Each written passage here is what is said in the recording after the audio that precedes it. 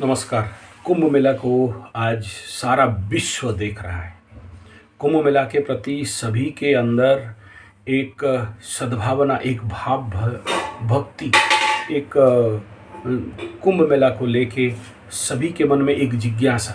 कुंभ मेला को देखने के लिए, जानने के लिए, सुनने के लिए, व्यवस्था को देखने के लिए इतने, एक देश से भी ज़्यादा जनता, 45 करोड़ लोग, मतलब इसराइल के जनसंख्या से भी ज़्यादा यहाँ पर आने का, और आ चुके हैं भी। दो दो स्नान के अंदर देखा गया है कितने लोग आए।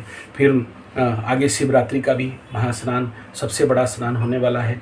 तो पाकिस्तान के जितने संख्या नहीं है, उतने जनसंख्या इस कुंभ मेला के पावन भूमि में आने वाले हैं। तो और यहाँ का जो रेवेन्यू है वो भी बहुत बड़े बड़े आईपीएल जैसे मैच से लेके और भी बड़े बड़े अनुष्ठान से ज़्यादा यहाँ पर रेवेन्यू जनरेट होने वाले हैं। और इस कुंभ मेला को कल तक जो लोग विरोध करते थे, डराते थे, धमकाते थे, उनका भी वाणी परिवर्तन हो गया है। तो ये आध्यात्मिक शक्ति नहीं है तो किसका शक्ति है? क्या कोई एक मंत्री उसको संभाल रहा है? तो परमेश्वर, ईश्वर, भगवान का सत्ता है जो इसको संभाल रहा है, और इतने सारे व्यवस्था कर रहे हैं। तो उसके व्यवस्था के अंदर साधारण आदमी का कहाँ ताकत है, कहाँ औकात है कि कुछ किसी भी प्रकार का बिगाड़ लगा सकता है। लेकिन अगर देव शक्ति है तो दानव शक्ति भी है, शैतान का भी शक्ति है। तो वो भी नेचुरल बात है, इस महान पावन शक्ति में ठस जाते हैं ज़रूर, लेकिन सावधान जरूरी है। और उसके लिए हर प्रकार का व्यवस्था वहाँ पर किया गया है।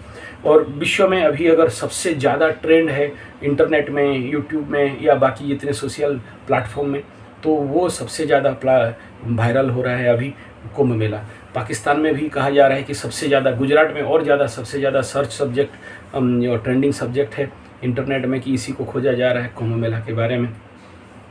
पाकिस्तान क्या सोचता होगा इस समय कि जिस धर्म से, जिस कौम से इतना ज़्यादा हम लोग विरोध करते हैं, गजवाएंगे हिंद का बात करते हैं, वहाँ आज वो लोग क्या कर रहे हैं, किस लेवल पे आज भारत ये इतना बड़ा अनुष्ठान जो विश्व में कभी हुआ नहीं, इतना बड़ा लोगों का हुजूम होना और उनका स्नान होना, ऊपर से देखा जा रहा है जो सैटेलाइट फ़ोटोज़ वगैरह से भी उसको किया जा रहा है, कितना बड़ा भयंकर भीड़ और कितने लाइट, और कितना उसको जिला डिक्लेयर कर दिया गया है।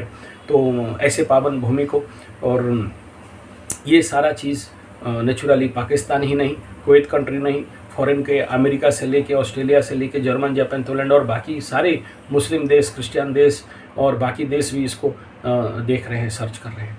नेचुरल बात है। फॉरेनर्स भी मैं देख रहा था, फॉरेनर्स भी आके, विदेशी गोरे चमड़े भी आके यहाँ पर कुंभ स्नान में सारे शामिल हुए हैं। एक व्यवस्था के अंतर्गत सारे यहाँ पर अपना पवित्रता के लिए, अपने आध्यात्मिक विकास के लिए, अपने पावन तत्वों को पाने के लिए, जिज्ञासा के लिए यहाँ पर आके स्नान कर रहे हैं। इस समय उनके अंदर में भी वो भाव आता रहेगा, पाकिस्तान के अंदर में भी, कि हम कहाँ गजवादे हिंद और कहाँ उग्रवादी, और ये लोग कहाँ उनके ज़िंदगी में इतना सारा विकास और डेवलपमेंट का रास्ता में आगे बढ़े हुए हैं। अंदर से दो प्रकार का भाव इस समय अगर देखेंगे, पाकिस्तान के अंदर दो प्रकार का भाव बनता होगा। कुछ जो बेईमान, शैतान, हैवान लोग हैं, उनके अंदर तो ईर्ष्या, क्रोध, घृणा चलता रहेगा। ये सब बेकार है, और ये सब जहन्नुम में जाने का रास्ता है, और ये सब नौटंकी है, ये सब झूठ है, फरेब है, ऐसा कुछ भावना चलता रहेगा।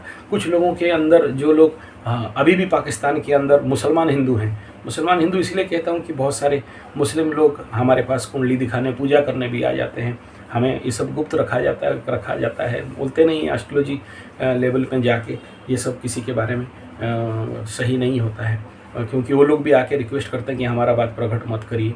और हमारे घर में अलमीरा के अंदर या मिट्टी के अंदर या अंडरग्राउंड में हम लोग ऐसा हमारे कुलदेवी, इष्ट देवी को रख के ऐसा रिचुअल्स वगैरह करते हैं, बाहर पता चलने से हमारे जान पे खतरा है वगैरह वगैरह।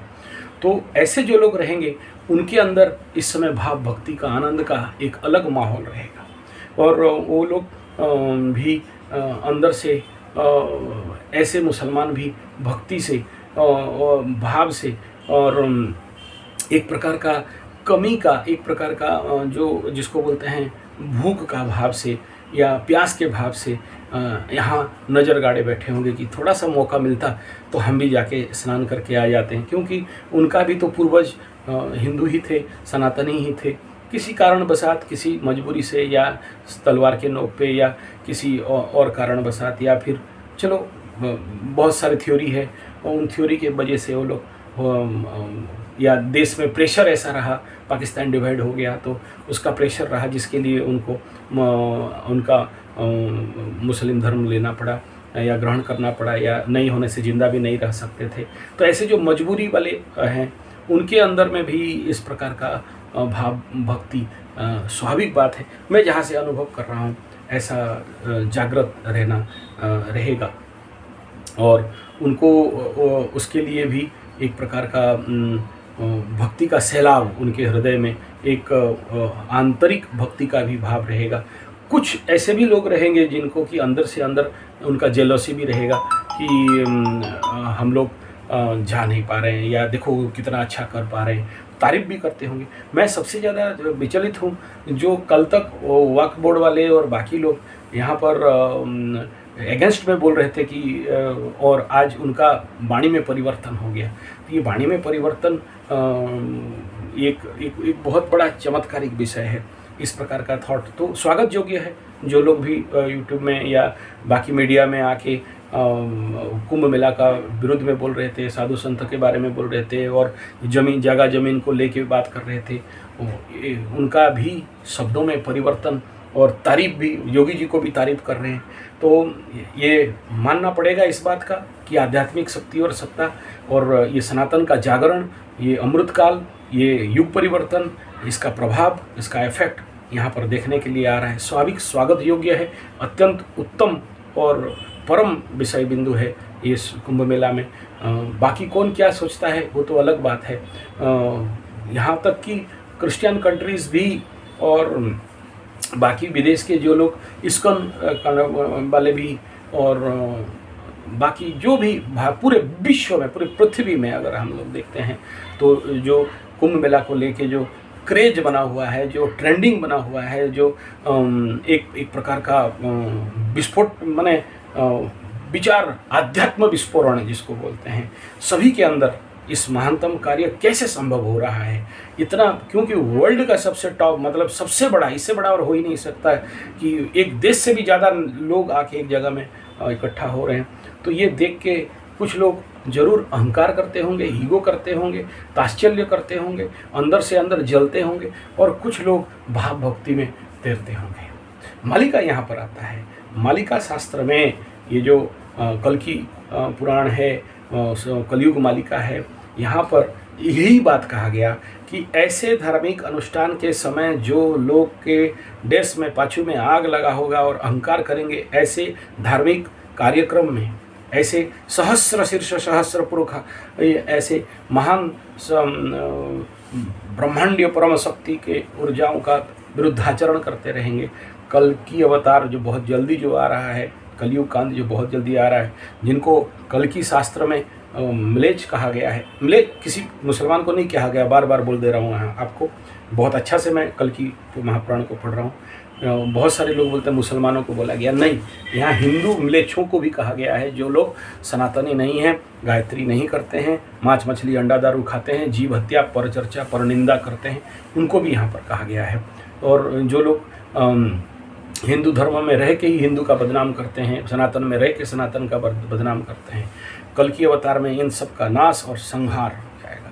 तो यहाँ ये जरूर है कि इस परम पावन कुंभ मेला का कुंभ स्नान इस सतयुग और कलयुग के अंत में का जो दायरा है, आप लोग अगर जो स्नान करते हो सकता है आपके सारे पाप ताप धुल जाएं, आपके ज़िंदगी भर का जितने सारे कलुष कलमश हैं वो विनाश हो जाए, और आपके जीवन में एक नया चेतना, नया प्रारंभ, नया शुभता का प्रारंभ हो। शुभमस्तु नित्यम लोका समस्ता सुखिनो भवन्तु काले वर्षतु पर्जन्यः पृथ्वी सस्यशालिनी। तो ये कुंभ मेला का जो स्नान से जो पुण्य बल, स्नान ये हमारे हिंदू संप्रदाय में यज्ञ से पुण्य, स्नान से पुण्य, एस्ट्रोलॉजी तो पूरा स्नान विज्ञान में आता है। तो इसके द्वारा आपके जो महाकली काल का जो ताप है, कष्ट है, दुख है, यहाँ से मुक्ति और आनंद का और शांति का और बहुत सारे विश्व पटल में परिवर्तन का यहाँ स्थिति दिखाई देगा जरूर। धन्यवाद, नमस्कार।